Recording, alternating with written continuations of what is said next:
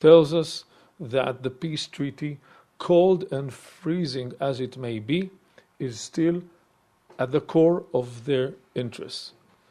Will we see a romantic warm-up with the Egyptian people? We don't know. But let me just give you one piece of information. Since last February, the trade between Israel and Egypt has grown up by 40%. Okay? Why is that?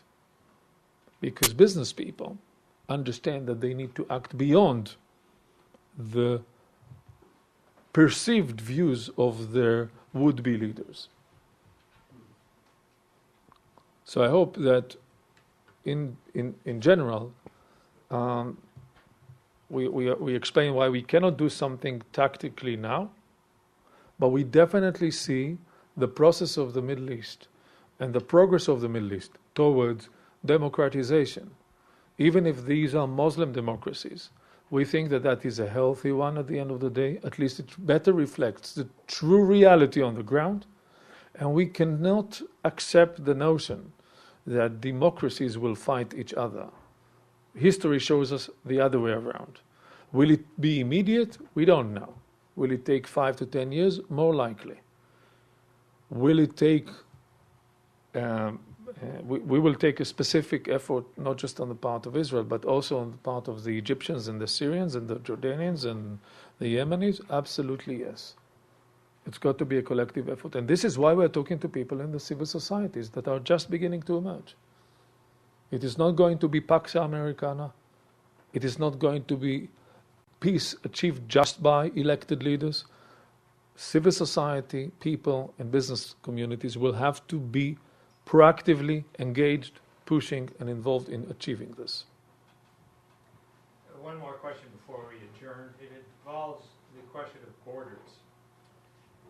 The IPI calls for using the 1967 line as a baseline with mutual swaps of not more than 7%.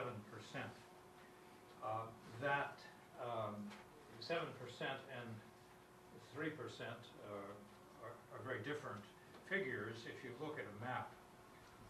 And if the 7% figure were adopted, could that be done to achieve a contiguous and viable border? Could you reflect more on the issue of the border and what a workable solution would be with respect to swaps? Okay. I will also tie to a question that I haven't answered, and that is the international forces. I don't think that we can compare the situation and the performance of the international forces involvement in Lebanon to what we hope to see as the future involvement of international forces between Israeli and Palestinian territories, simply because there's no peace between Israel and Lebanon. Look at the performance of the international forces in Sinai, if you ever want to get a benchmark. Second, these will not be just international forces keeping this. These will be there will be heavy involvement of both IDF on the Israeli side and the Palestinian Authority military and police forces on the Palestinian side. So I don't think it is an apples-to-apples comparison. I have a great sense of optimism seeing what has been achieved in the past 2-3 years in the Palestinian Authority and the West Bank, both in terms of state building, economic development, and security. Those all go hand in hand. So I think that we have a fairly good reason to be optimistic, and we are not deluding ourselves. Yes, there will be terrorist activities even after the peace treaty has been implemented. There will be, and they will fade over time. The expectations that there will be a completely new reality day one after the ink has dried on the agreement is a romantic and unrealistic one. With respect to the borders, I've been in one office in which I was shown 2 maps. The Palestinian Authority proposal for 1.93% land swap and a 6.48% land swap by Israelis, presumably presented by Ehud Olmert to the Palestinian Authority. Now, if you step back 2 meters from these 2 maps, even my beautiful ability to look at details is completely fading away. You just see the two maps more or less the same. Having said that, why did we put 7%? We knew when we wrote the IPI, we knew that Ehud Olmert offered 6.5%. We knew that for sure. We couldn't launch a proposal, but that was not known to the public. That we couldn't launch a proposal that says there will be 6.5% land swaps. Instead, we decided to put it at 7% and went to our Palestinian friends and told them, look, we will write 7%. Please understand that what we are saying is that we are willing to continue the negotiations from the very moment and from the last position that was presented to you by Prime Minister Olmert. They knew that, they accepted it, and we moved on. Now, with respect to the final solution, between 7 and 2, largely speaking, the middle ground is somewhere around 4.5. You will not be surprised to see 3 variations on 4.5% theme coming from a respected gentleman by the name of David Makovsky from an institution here, who proposed 3 variations on 4.3, 4.2, and 4.4%. Why? Because that's where it's going to end up. There is, however, one fundamental question which is not necessarily related to territorial contiguity. We offered territorial contiguity in our proposal, and it is acceptable even with the 6.5%. The question is practicality of maintaining the Ariel bloc in Israel, under Israeli sovereignty. That's the question.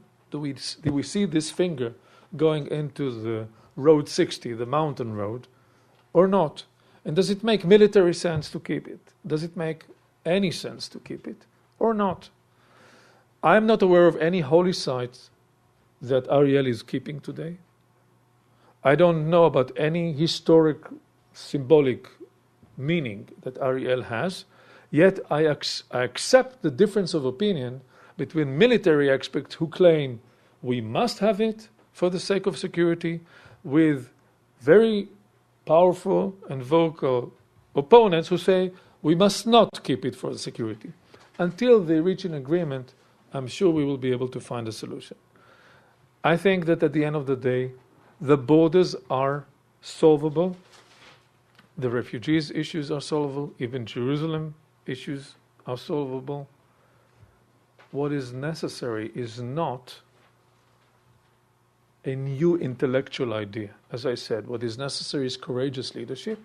And what is also necessary is asking, and let every party in the Middle East ask the question, for the sake of a prosperous future, for 100 million new jobs in the next decade, and a stable region, is this hill that important for us?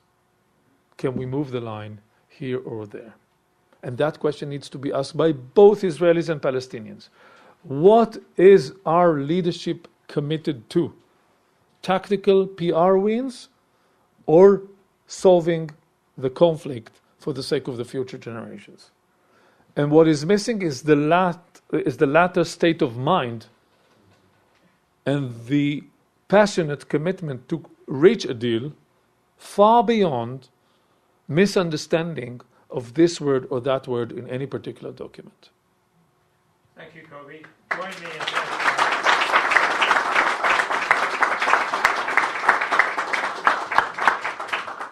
Thank you. Thank you. Thank you.